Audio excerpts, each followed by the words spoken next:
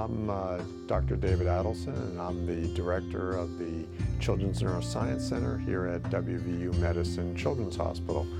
I have the absolute pleasure of reading today Where the Wild Things Are by Maurice Sendak. This is my favorite book of all time, and made sure I read it to all my children when they were growing up. No grandchildren yet, so we'll just go with reading to you today. The night Max wore his wolf suit and made mischief of one kind.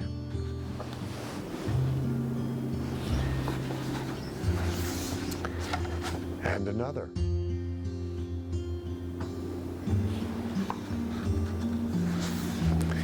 His mother called him Wild Thing, and Max said, "I'll eat you up." So he was sent to bed without eating anything.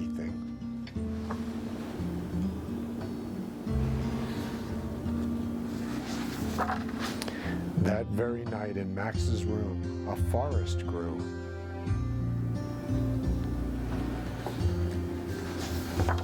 And grew.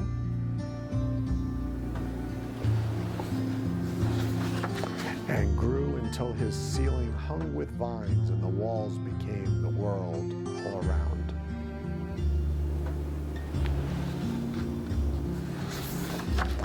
And an ocean tumbled by with a private boat for Max, and he sailed off through night and day.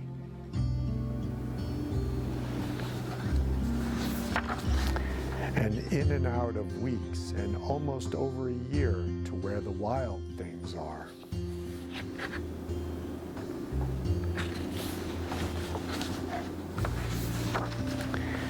And when he came to the place where the wild things are, and they roared their terrible roars, and gnashed their terrible teeth, and rolled their terrible eyes, and showed their terrible claws.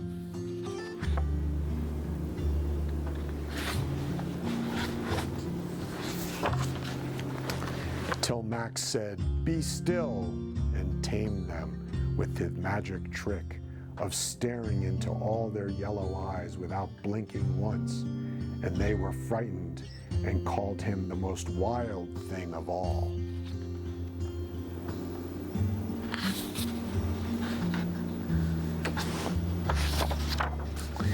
And made him king of all the wild things.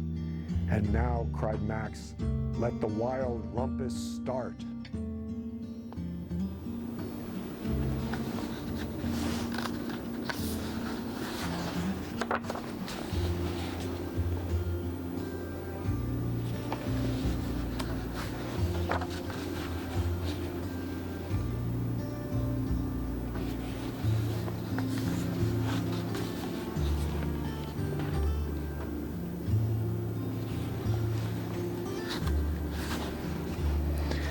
Now stop, Max said, and sent the wild things off to bed without their supper.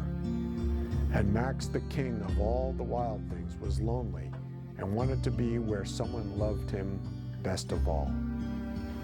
Then all around from far away across the world, he smelled good things to eat. So he gave up being king of where the wild things are.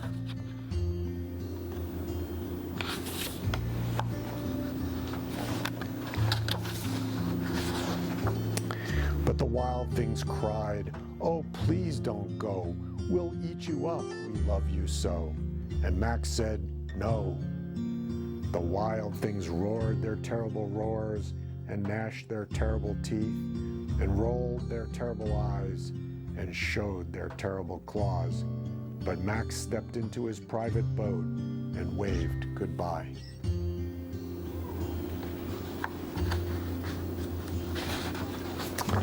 And sailed back over a year, and in and out of weeks, and through a day.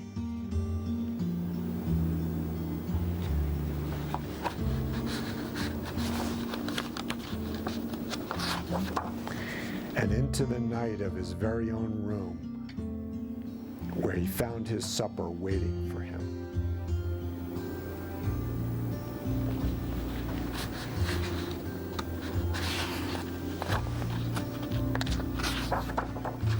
And it was still hot.